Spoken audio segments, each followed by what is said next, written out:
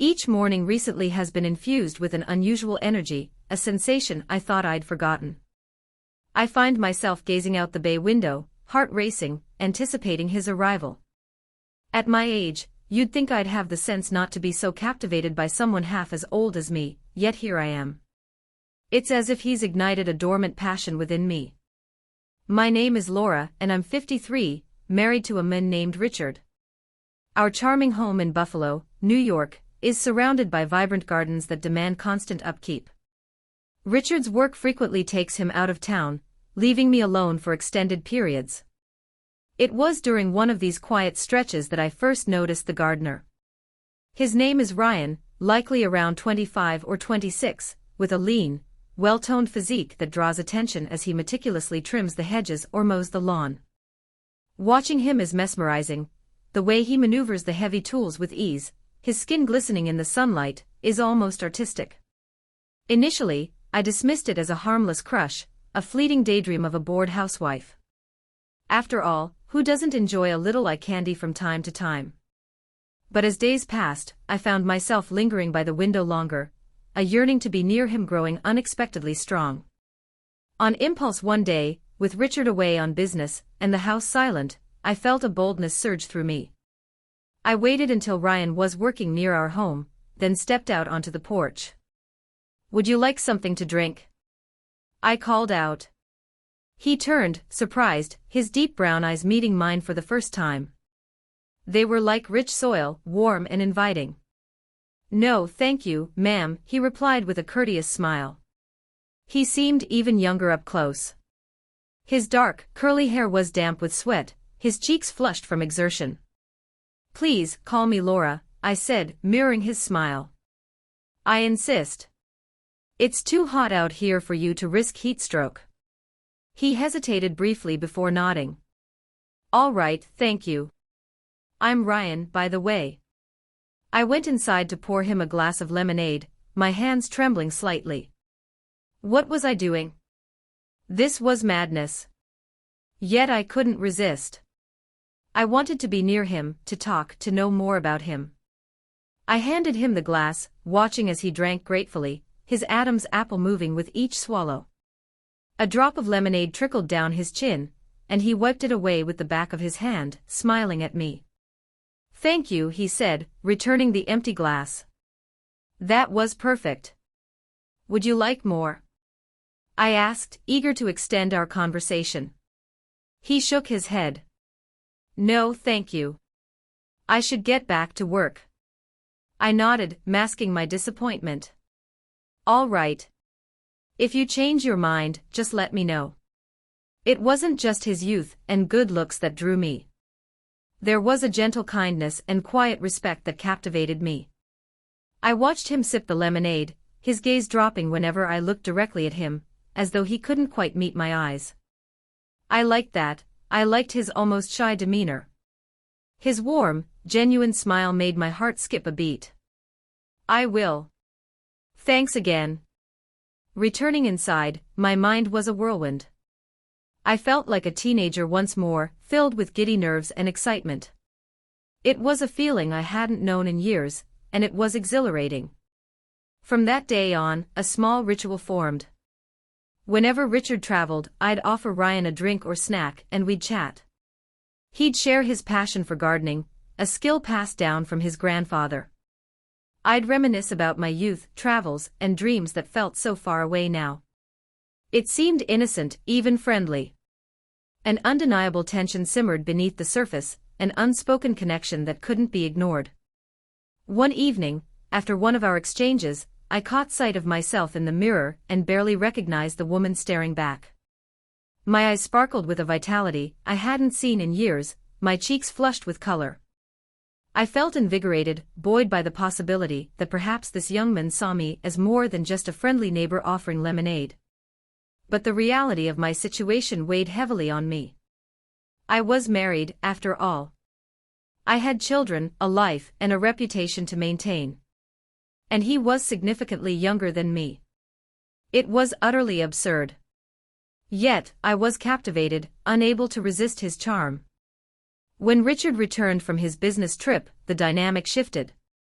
Ryan continued to care for the garden, but I could no longer invite him inside. I was left to watch from afar, my heart aching with an unspoken longing. As weeks passed, Richard's schedule changed. He was home more often, his work keeping him anchored in Buffalo. Frustration gnawed at me. I missed the fleeting connections with Ryan, the way his eyes lit up when he saw me. I missed the excitement of contemplating the possibilities, if I dared to push the boundaries further. My husband showed no signs of leaving town again, his business firmly tying him to Buffalo. Restlessness grew within me, a yearning for another opportunity to be alone with Ryan. Each morning, I watched him from the window, my longing intensifying with every glance.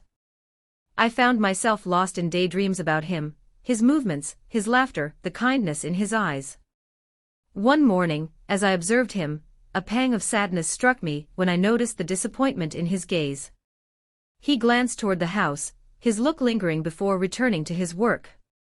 Perhaps he thought I'd lost interest, that I no longer cared.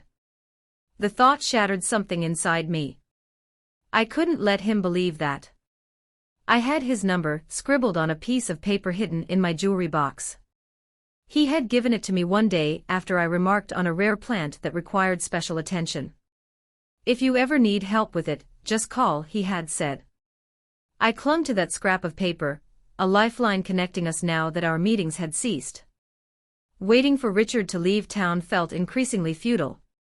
He was here to stay, and my desperation grew. I needed to see Ryan, to be with him. I couldn't wait any longer. One night, as I lay beside my snoring husband, I made a decision. Quietly, I slipped out of bed and tiptoed to the living room. With trembling hands, I retrieved the scrap of paper and dialed Ryan's number. "Hello." Ryan's voice was groggy, tinged with confusion and concern. "It's me, Laura." My voice was barely audible. "I hope I'm not bothering you." "Ma'am? Is everything okay?" Drawing on every ounce of courage, I whispered, "Could you come over? Just for a bit. I'd like to talk." Silence stretched between us, and I feared he'd refuse. But then a soft sigh came through the line. "Okay, I'll be there in 10 minutes." I hung up, my heart racing. What was I doing? What if Richard woke up and found us? What if Ryan thought I'd lost my mind? But it was too late to turn back. I went to the guest room and chose a dress I hadn't worn in years, its soft, flowing fabric flattering my figure. I checked my reflection, adjusting my hair, smoothing imaginary creases. I wasn't young anymore, but I still had something to offer. I stayed active, practiced yoga regularly. I wasn't embarrassed by my appearance. Not tonight. When the doorbell chimed, I nearly leapt out of my skin. Steadying my breath, I opened the door to find Ryan standing there, looking both nervous and slightly disheveled. He wore a simple t-shirt and jeans, his hair tousled from sleep. "Come in," I whispered, stepping aside. He hesitated, glancing around as if expecting to be caught. "Your husband?" he asked tentatively. "He's asleep," I assured him. "Don't worry, he won't wake up." With a cautious nod, he stepped inside, his eyes scanning the dimly lit hallway. I led him to the guest room. He hovered awkwardly by the door, hands tucked in his pockets. "Am I Laura?" I gently interrupted. "Please, just call me Laura." "Laura," he repeated softly. "What's going on?" I took a deep breath, my nerves tingling. This was different from offering him lemonade in the garden. This was something entirely new. I moved a little closer, and he tensed, his gaze dropping to the floor. "I just wanted to see you," I confessed quietly. "It's been too long since we talked, and I missed it." His eyes met mine, a mix of confusion and something else, something that made my breath hitch. Curiosity, perhaps. Or was it a mirror of my own longing? "I missed it too," he admitted, his voice barely a whisper. That simple admission warmed me, and I stepped closer, noticing the fine stubble on his jaw, the rhythm of his breathing. Ryan, I murmured, brushing my fingers against his arm. He flinched slightly but didn't pull away. You're such a kind, genuine young man. You've brightened my days just by being around. He swallowed, eyes fixed on my hand resting on his arm. I'm just doing my job, ma'am. Ryan, I whispered, have you ever been with a woman before? His eyes widened, the answer apparent before he spoke. He shifted uncomfortably, his cheeks turning a deep shade of crimson. His eyes held a mix of vulnerability and honesty I hadn't seen in years. No, ma'am. I mean, Laura, he stammered, gaze dropping. I haven't, not really. A softness spread through my chest, a gentle ache. So young, so inexperienced. And here I was, standing before him like a figure from a storybook, offering something he might never have imagined. Ryan, I murmured, reaching out again. He looked up, eyes wide and uncertain. It's okay to be nervous. I just want you to feel comfortable. If you want to leave, I understand. He swallowed, visibly struggling. But instead of retreating, he shook his head slowly. No, I don't want to leave, he whispered, his voice barely audible. I don't really know what I'm doing, but I don't want to go. My heart fluttered. I offered a gentle smile and stepped back slightly, giving him space. His tension was palpable, as if he were bracing for the unknown. He seemed out of place in the softly lit room, more like a lost boy than the capable man I'd admired. Let's just sit and talk for a bit, okay? I suggested gently, gesturing to the small sofa by the window. We don't have to rush into anything. I just want to know you better. He nodded, his shoulders relaxing slightly. We moved to the sofa, and I sat first, smoothing my dress over my knees. He followed, perching on the edge of the cushion, his posture stiff. So tell me, I began softly, turning to face him. What do you do when you're not tending gardens? I asked playfully. As we talked, time seemed to blur. I watched as the tension eased from his posture, his smile growing more genuine. There was a newfound spark in his eyes, a light that hadn't been there before. As our conversation dwindled, I noticed his gaze darting towards me, lingering at the neckline of my dress before quickly averting. His cheeks deepened in color, a charming display of his bashfulness. This strong, capable young man suddenly seemed like a nervous boy, unsure where to direct his eyes. Ryan, I spoke softly, drawing his gaze back to mine. Do you find me attractive? The question hung between us, laden with unspoken possibilities. He stared, his eyes widening in a mix of shock and disbelief. I, he stammered, words failing him as his throat worked to form a response. Finally, he nodded, his face a shade of crimson. Yes, he whispered hoarsely. Yes, I do. A warm blush spread through me at his admission, filling me with newfound courage. I leaned closer. Thank you, I murmured, my voice genuine. I think you're very handsome, too. He blinked as if trying to process my words. Then, cautiously, he reached up to cover my hand with his own. His fingers were strong and calloused.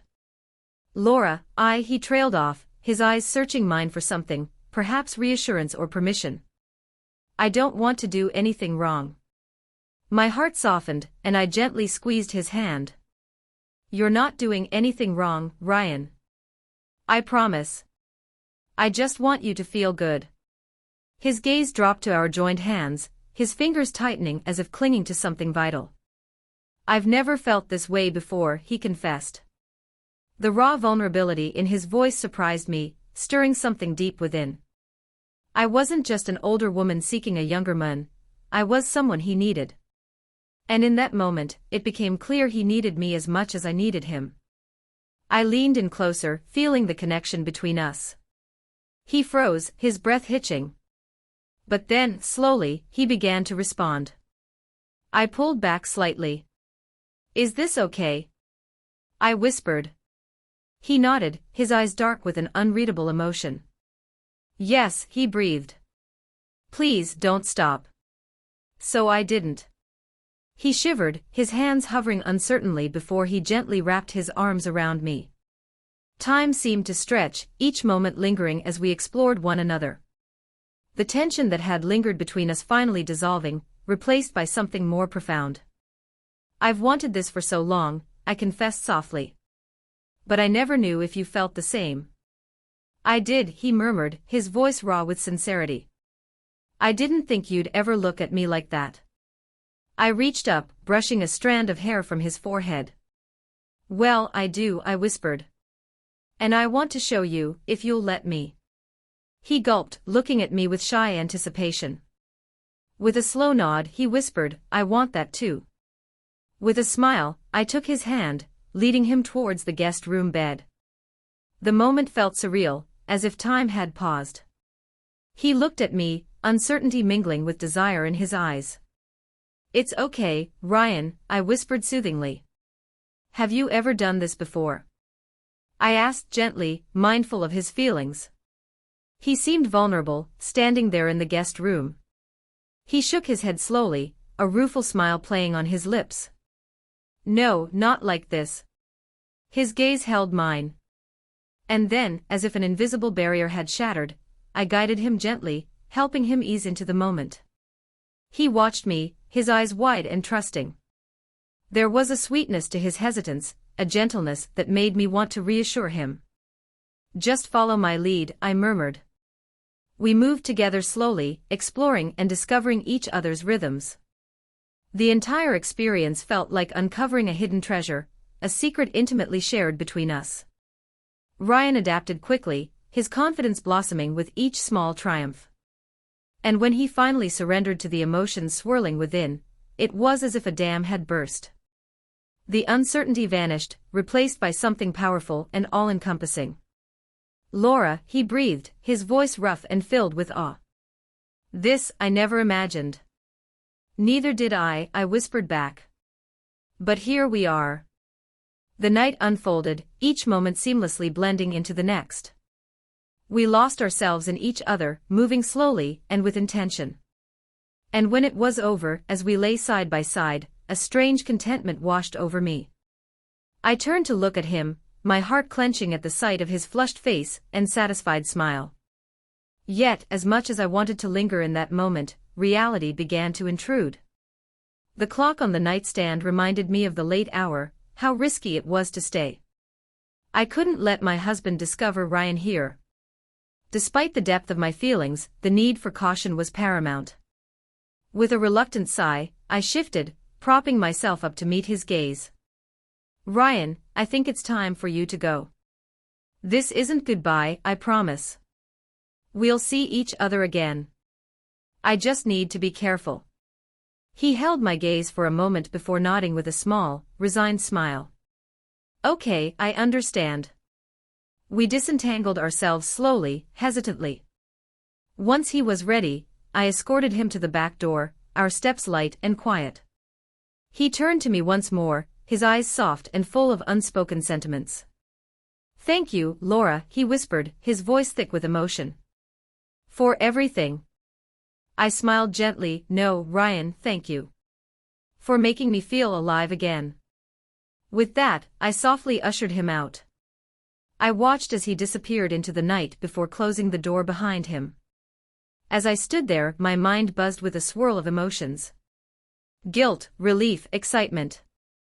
Yet amidst it all, a strange calm settled over me. For the first time in years, I felt a renewed sense of energy and purpose. It was as if a dormant part of me had awakened. It was wrong, of course, but I couldn't ignore the satisfaction it brought.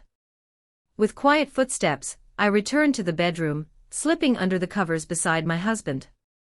He remained undisturbed, his face peaceful in sleep. I looked at him, a familiar affection settling in. But it felt different now, distant, almost detached. I still cared deeply, but I had shared a piece of myself with someone else tonight. I turned onto my side, staring at the ceiling. The house was cloaked in silence, but my mind was anything but quiet. Thoughts of Ryan replayed, his gentleness, his uncertainty mixed with eagerness. Curling up under the sheets, I closed my eyes and let the emotions wash over me. I knew what I'd done was a betrayal, a secret I would carry alone. But in some inexplicable way, it had brought me closer to myself than I had felt in a long, long time. With a soft sigh, I drifted into sleep, a small smile on my lips.